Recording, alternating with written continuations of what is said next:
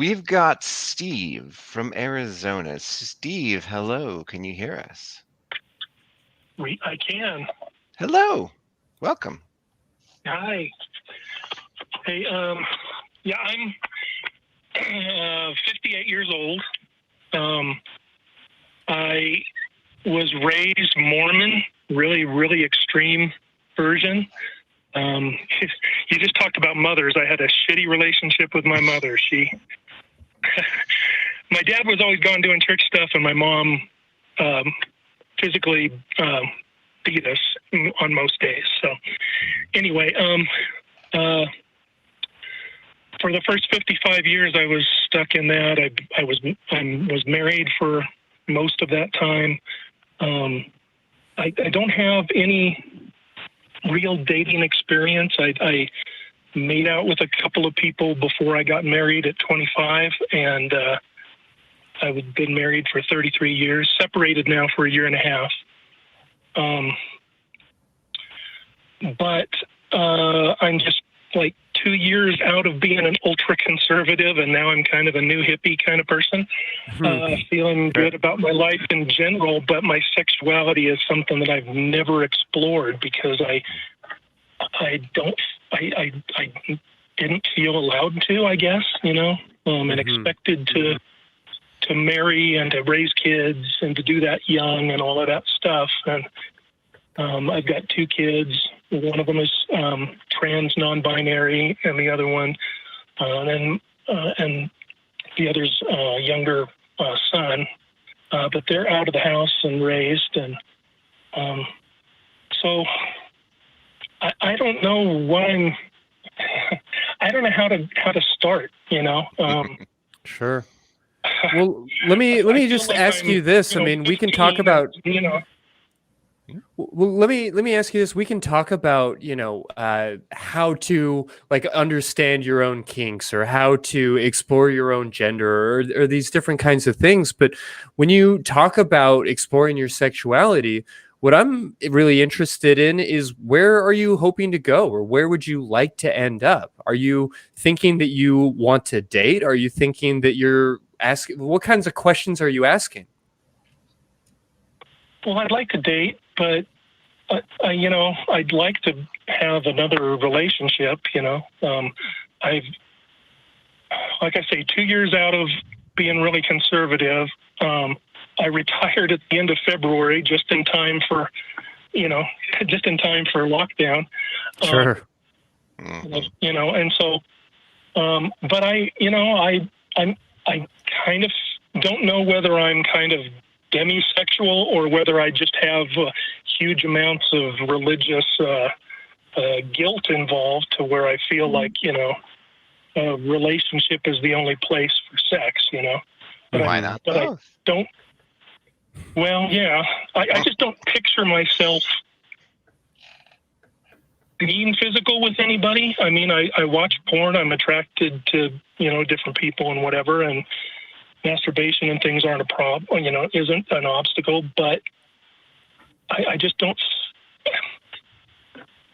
understand, I don't see myself physically with somebody, and it's extra hard just to get out and be friends and be in a circle of people, Yeah.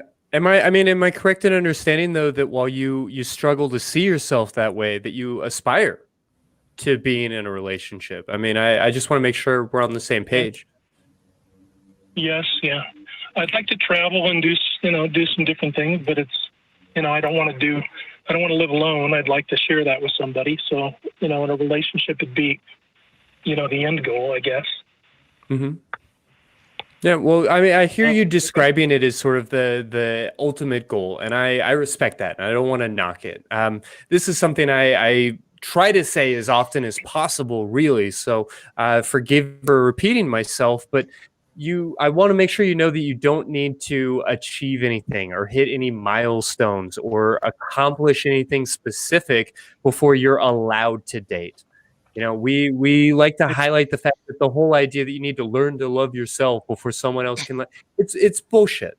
Yes, self-acceptance and self-compassion are really beautiful traits that will only serve you well and that will benefit your relationships in beautiful and meaningful ways.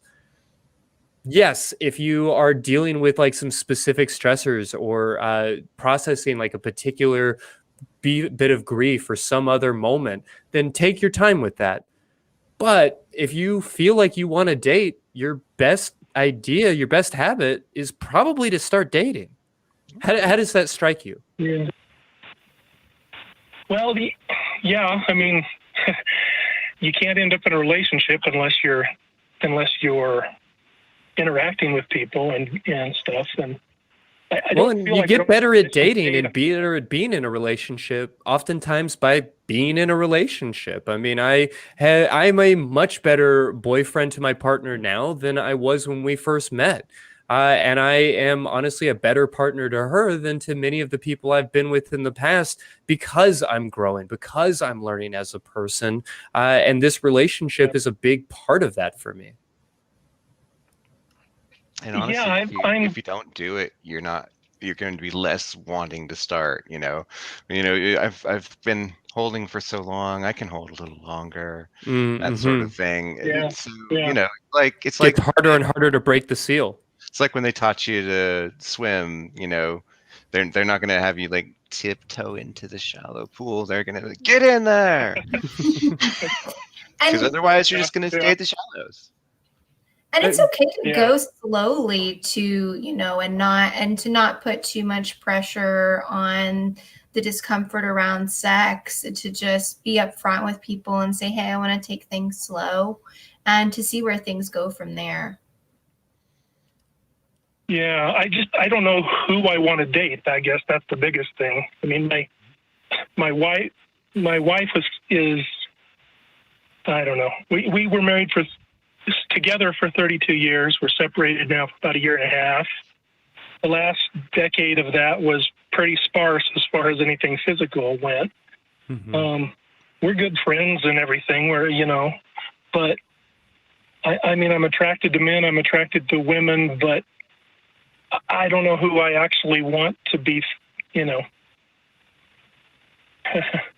Yeah, and that's okay not to know. I mean, I think that everybody who starts to date doesn't know who they want to date. It's occasionally the truth that you have that, incredible coworker that you can't get out of your head.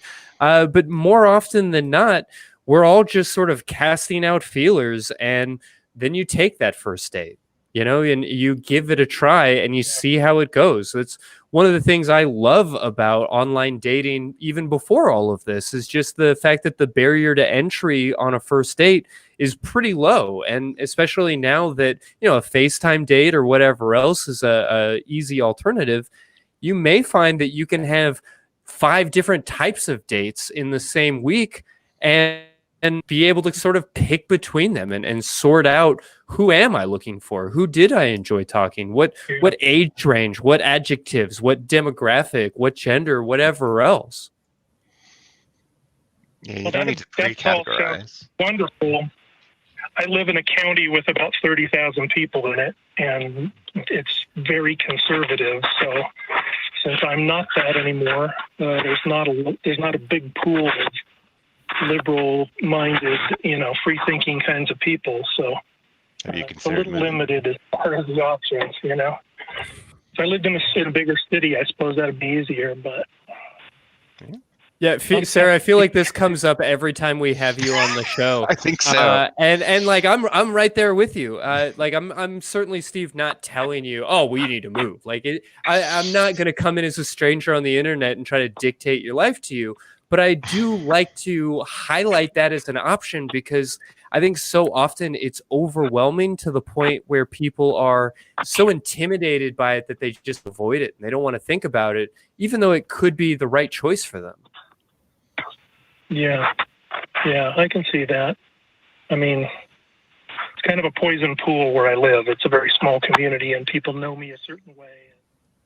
And not that anymore. And, Yeah. I mean, when I came out as queer and poly, it was while I was living in Austin. And it was at that moment that I was like, okay, I need to basically commit to Austin because there's no going back to some of the other parts of Texas that I would be from when those identities are becoming more and more forefront in the way I present to the world. Yeah. Well, yeah, Moving is tough and stressful, but staying in somewhere that is just sort of slowly poisoning you emotionally, long term is a bit worse, I think. Mm-hmm. Yeah, it could be. I mean, it's kind of a backwater as far as, you know. Okay, well, I guess I'll just find out. So you called in with a small problem, and I think we just gave you a big problem. But I do appreciate you reaching out. I just also I'm for the first time in my life open to the idea of maybe dating men, but I also don't want to be seen as I don't want to be a tourist or something or come across that way to people, and because I don't know if there's any potential there, you know. So. Well, you know, Grace has said it a couple of times tonight, and I think it just comes down to letting people know. You know, you don't necessarily have to broadcast at the front of your Grindr page that you've never been on a date with a man, but it's Grindr, so that would actually work out really well for you if you wanted to try it.